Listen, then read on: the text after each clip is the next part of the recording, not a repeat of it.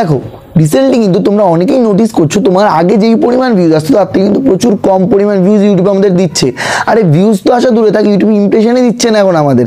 হ্যাঁ আগে ইউটিউব আমাদের স্ট্রাইক দিত আমাদের দোষের জন্য, সেটা আমি মনকে মানাতে পারতাম, বাট এখন কিন্তু সেটা মানানো যাচ্ছে না। আমাদের পুরো ভিডিও থাম্বনেল ঠিক আছে, টাইটেল ঠিক আছে, সব পারফেক্ট আছে, তাও কিন্তু ইউটিউব ইমপ্রেশন দিচ্ছে না। এটা কিন্তু প্রত্যেকটা ক্রিয়েটরের সাথে হচ্ছে। এমন একটা প্রবলেম হয়েছে ইউটিউবে। সেই প্রবলেমটা কি আমি তোমাদের আজকে বিস্তারিত বলবো, সেই প্রবলেমের সলিউশনও বলবো।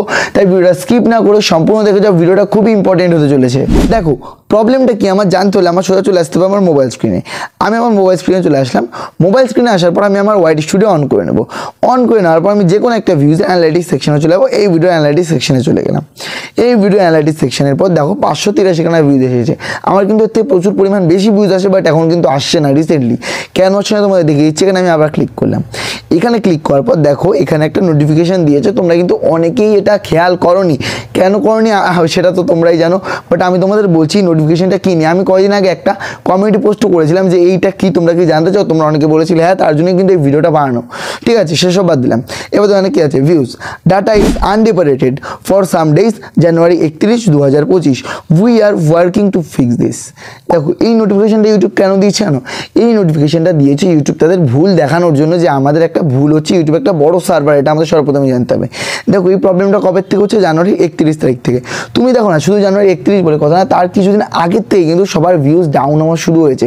বছরের প্রথম থেকে কিন্তু ইউটিউব প্রত্যেকটা ইউটিউবারকে মোটামুটি ভালো ইমপ্রেশন দিত, বাট এখন কিন্তু দিচ্ছে না। কেন দিচ্ছে না জানো? এই প্রবলেমটার কারণে। দেখো এই প্রবলেমটা ইউটিউবে কেন হয়েছে, এটা কয়েক বছর আগেও হয়েছিল, এটা আবার অনেকদিন পর হলো। দেখো এই প্রবলেমটা কেন হয় জানো? দেখো ইউটিউব কিন্তু বিরাট বড় একটা সার্ভার। এই বড় সার্ভারে একটা প্রবলেম হতেই পারে। তারা দেখো ইউটিউবে কত মিলিয়ন ভিডিও ডেলি আপলোড হয়, কত মিলিয়ন চ্যানেল আছে ইউটিউবে, পুরো ইউটিউবের কথা বলছি কিন্তু।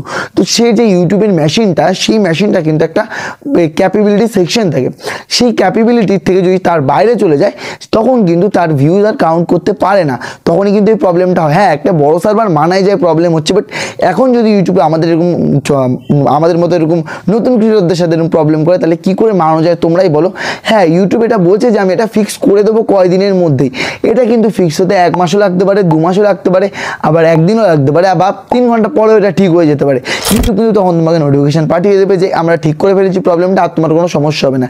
এই প্রবলেমের জন্য কিন্তু ইউটিউব ভিউজ ঠিক করে কাউন্ট করতে পারছে না। আর কাউন্ট করতে না পারার জন্য সেই ইমপ্রেশন পাঠাচ্ছে না। আর ইমপ্রেশন পাঠালেও সঠিক জায়গায় পাঠাতে পারছে না, কারণ ইউটিউব মেশিনে প্রচুর পরিমাণ প্রবলেম হচ্ছে। দেখো আমার টেকনিক্যাল ক্যাটাগরি ভিডিও যদি কোনো ব্লগ ক্যাটাগরির অডিয়েন্সের কাছে পাঠায়, সে কি দেখবে? নিশ্চয়ই দেখবে না। তো এরকম হলে আমাদের ভিডিওর ভিউজ কি করে আসবে? তোমাদের সাথেও এরকম হচ্ছে, সঠিক অডিয়েন্সের কাছে তোমাদের ভিডিও যাচ্ছে না, যার ফলে তুমি তোমার ভিডিও সব কিছু পারফেক্ট করলেও তোমার ভিডিওতে ভিউজ আসছে না। কোনো চাপ নেই, এটা ইউটিউব শীঘ্রই ঠিক করে দেবে। ইউটিউব এটা নিয়ে কাজ করছে, তাই নিয়ে কোনো প্রবলেম নেই। তোমরা তোমাদের মতো ভিডিও আপলোড করে যাও, রেগুলারলি মেনটেন করে যাও।